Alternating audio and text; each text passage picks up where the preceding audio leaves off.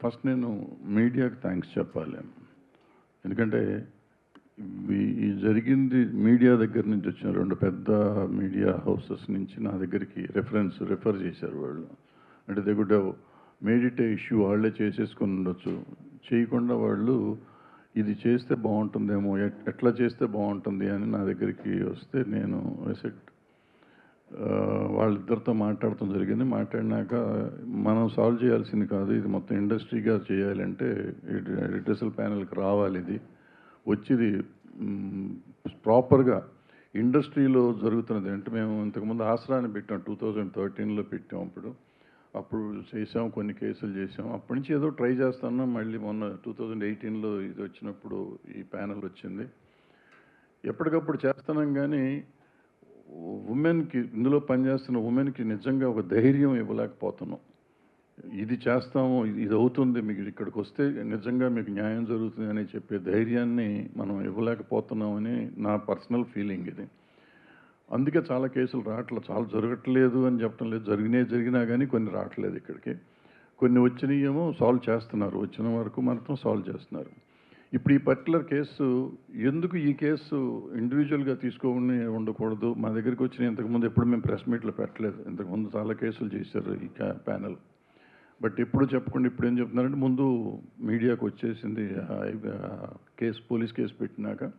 రెండోది ఏంటంటే, జనానికి తెలియాలి, వాళ్ళ ప్రతి సినిమా ఇండస్ట్రీలో పనిచేస్తున్న ప్రతి అమ్మాయికి నాకేమన్నా అన్యాయం జరిగితే సపోర్ట్ చేస్తానికి ఇండస్ట్రీ ఉంది అనే పరిస్థితి రావాలి.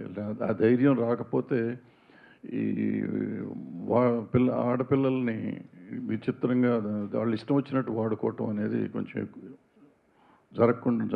జరగకుండా ఉండాలంటే దానికి ఒక ధైర్యం కావాలంటే ఒక కమిటీ కావాలి, దానికి ఉండేవాళ్ళు సరిగ్గా చేయాలి, ఉన్న కేసును సరిగ్గా సాల్వ్ చేస్తానికి ప్రయత్నం చేయాలి.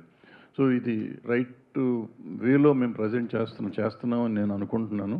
సో దీనికి 90 రోజులు టైం ఉంది. ఈ టైంలో ఫినిష్ చేసి దానికి చేస్తాం. ఈ లోపల పోలీస్ కేసు ఎట్లా జరిగితే అట్లా జరుగుతుంది. ఒక రకంగా ఏంటంటే, పోలీసు ఉండటం వల్ల మనకి సపోర్ట్, పోలీస్ కేసు ఉండటం వల్ల మన మీద ఇంకా ప్రెషర్ ఉండదు. ఇది ఉండటం వల్ల పోలీస్ మీద కూడా వేరే ప్రెషర్ ఉన్నా కానీ వాళ్ళు కొంచెం ఒళ్ళు దగ్గర పెట్టుకుని పనిచేస్తానికి అవకాశం ఉంటుందని మేము ఫీల్ అయ్యాము. నేను ఫీల్ అవుతున్నాను, మేమంతం కాదు కానీ. సో ఇది ఒకళ్ళకొకళ్ళు చెకింగ్ పాయింట్ లాగా ఉంటారు అనేది నా ఫీలింగ్. ఎందుకంటే మాకు ప్రెషర్లు ఉంటాయి. మాకు ఇక్కడ ఏంటంటే ఎవళ్ళకాళ్ళం అందరం కావాల్సిన వాళ్ళమే కదా. సో ఇక్కడ చెకింగ్ కావాలి, అక్కడ చెకింగ్ కావాలి అనేది ఉంటుంది. ఆల్రెడీ ఇక్కడ ఇద్దరిని బయట వాళ్ళని పెట్టి వీళ్ళిద్దరు మా మీద చెకింగ్ చేస్తూ ఉన్నారు అనుకోండి, అయినా కూడా ఉండాలి. సో అందుకని ఈ పేర్లు తీయటం కాదు. పేర్లు ఎందుకు తీయట్లేదంటే, పేర్లు కాదు అసలు. ముఖ్యంగా మేము ఇక్కడ అడ్రస్ చేసే ఉద్దేశం ఏంటంటే, సినిమా ఇండస్ట్రీలో పనిచేస్తున్న ప్రతి అమ్మాయికి ఒక ధైర్యం కావాలి. ప్రతి అమ్మాయి ఏ చిన్న జరిగినా కానీ వచ్చి కంప్లైంట్ చేసే పరిస్థితిలో ఉండాలి. అండ్ గోప్యంగా ఉంచబడుతుంది. ఇక్కడ మనకి దగ్గర బాక్స్ ఉంది, బాక్స్లో ఇవ్వచ్చు, మెయిల్ ఐడి ఉంది. అండ్ ఆల్రెడీ ఏం చేసిందంటే, అన్ని యూనియన్లకి కూడా ఇవాళ రాసింది. వాళ్ళు అన్ని చోట్ల యూనియన్కి ఒక ఈ ప్యానెల్ పెట్టుకోవాలని చెప్పి, కంప్లీట్ కమిటీ పెట్టాలని చెప్పి, అది కూడా త్వరలోనే చేసేస్తారు. అది కాకుండా ఇక్కడ మేము ఎట్లాగో ఉంటాము, డైరెక్ట్గా మాకు కూడా ఇవ్వచ్చు కంప్లైంట్ వచ్చి.